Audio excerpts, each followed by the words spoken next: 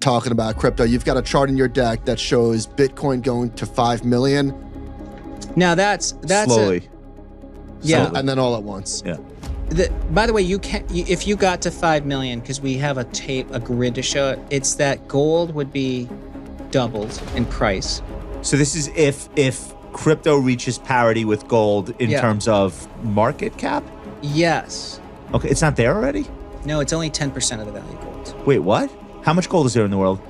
There is 10? $21 trillion of gold. How much crypto? 3? Bitcoin's 2. Why would we have a Bitcoin strategic reserve? I think it makes a lot of sense. Why? Well, we already have one. We've confiscated Bitcoin. All right, but why do you think it makes sense? Why should we buy more? If Bitcoin becomes the backbone of a new financial system, if the US owns 1 million Bitcoin, they'll be the largest holder of Bitcoin. Tom Lee emphasizes the growing institutional and global adoption of Bitcoin, highlighting its resilience despite recent market volatility. He points out that Bitcoin has become a globally held asset class, with institutions actively entering the market through futures and direct purchases. Lee predicts a potential recovery in Bitcoin's price in the coming months, driven by increasing demand and a broader acknowledgement of its value. He discusses the transformative impact of Bitcoin ETFs, particularly in attracting institutional investors like BlackRock and others. Lee foresees a surge in demand for Bitcoin, driven by this development, and predicts that by 2025, there could be over 1.1 billion active crypto wallets. This rapid growth, according to Lee, marks the fastest wealth accumulation in financial history. In his analysis, Lee critiques traditional economic metrics, suggesting they often reflect manipulated narratives rather than reality. He highlights Bitcoin's unique position as a decentralized and transparent alternative, which is increasingly appealing to institutions and governments alike. Lee concludes that the adoption of Bitcoin and cryptocurrencies will redefine the financial landscape, offering unparalleled opportunities for growth and innovation. So let's say gold has to go to like $7,000 an ounce. However, I heard something interesting and I didn't realize gold has outperformed the S&P 6 of the last 7 years. Yeah. So quietly too. Yeah, so gold isn't a bad asset class, but Bitcoin. So I think even if it's not like millennials need to buy gold for gold to go up. You just need the boomers to hold it. You need central banks around the world to buy it and hold it, which they are. Why would we have a Bitcoin strategic reserve? I think it makes a lot of sense. Why? Well, we already have one. We've confiscated Bitcoin. All right, but why do you think it makes sense? Why should we buy more? If Bitcoin becomes the backbone of a new financial system, which it really is, it's the king of the remittances. It is the immutable blockchain, and people have a lot of reasons that they trust it. In 14 years, no one's broken it, and there's no replacement. Then if the US owns 1 million Bitcoin, they'll be the largest holder of Bitcoin. Just holding it. Well, if it's a strategic reserve, with a strategic petroleum reserve, they use it. When there's like an oil shortage, or there's a problem, or there's a dislocation, they will tap the reserve. But and then when prices calm down, they'll add it back. How does Michael's question, how does a Bitcoin strategic reserve function? Okay. Would there be a shortage of Bitcoin? And to what end? These are good questions, but keep this in mind. So oil's a strategic commodity. Clearly. Okay. Now, oil only has 7 buyers, really. It's the refiners. Oil, that's produced everywhere, it's really just bought by refiners. Who then turn it into something useful. Yeah, to distillates and gasoline. Okay. But there's really only 7 buyers.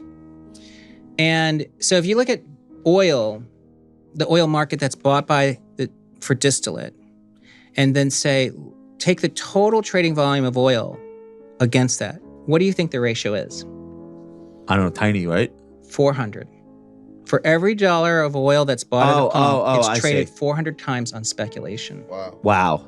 Okay. So you need a strategic petroleum reserve because there's so much price speculation around it that you could be whipsawed if you didn't control some way to manage prices. Okay. So Bitcoin is the same. Let's say that it becomes 10% of people's net worth and banks start to use it to secure information. Because remember, the blockchain, you can just store 1 pixel of a 10 million page document, but the hash will detect if you changed 1 pixel.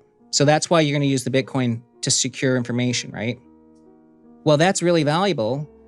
But then wouldn't the US want to be able to control this blockchain or exert some way to censor it somehow? Okay. And, once banks start trading Bitcoin, like Citadel, it will probably be the most profitable product for Goldman and JP Because of Morgan. how volatile it is, Yeah. bid-ask spreads are wider. Correct. And if Okay. oil's traded 400 times, Bitcoin might be 1,000 times. It's going to be a hugely traded commodity. Okay, so this is a productive thing, even though, to my earlier point, we have a budget deficit, we have tons of debt. This is a project that we should also undertake now because it might come in handy at some point in the future. Yeah, well, the US owns 200,000 Bitcoin, as long as it's not, those keys are safe. Okay. And so let's say they buy 800,000 more through the Exchange Stability Fund, so another 80 billion. If they do that, I think the price goes to $1 million too. I just don't know if they're going to do that. Yeah, but then if Bitcoin gets to 36 million, there's no national debt. Okay. In that fantasy, who do you sell the Bitcoin to pay off the debt, though? It's not, you don't need to sell it because it's almost the same thing as like if NVIDIA is 3 trillion, it's not like someone would say, oh, well, you're going to liquidate all 3 trillion, so it's not worth 3 trillion. It's as long as the value is stored at that level. Okay. And you can still trade it. Then we could say it's an asset that offsets the debt that we have. We don't have to use it to pay down the debt. Yeah. We could just say we're backing that debt with this asset. I'll guarantee you if Bitcoin got to 36 million, okay, theoretically, the US cost of debt would go to zero.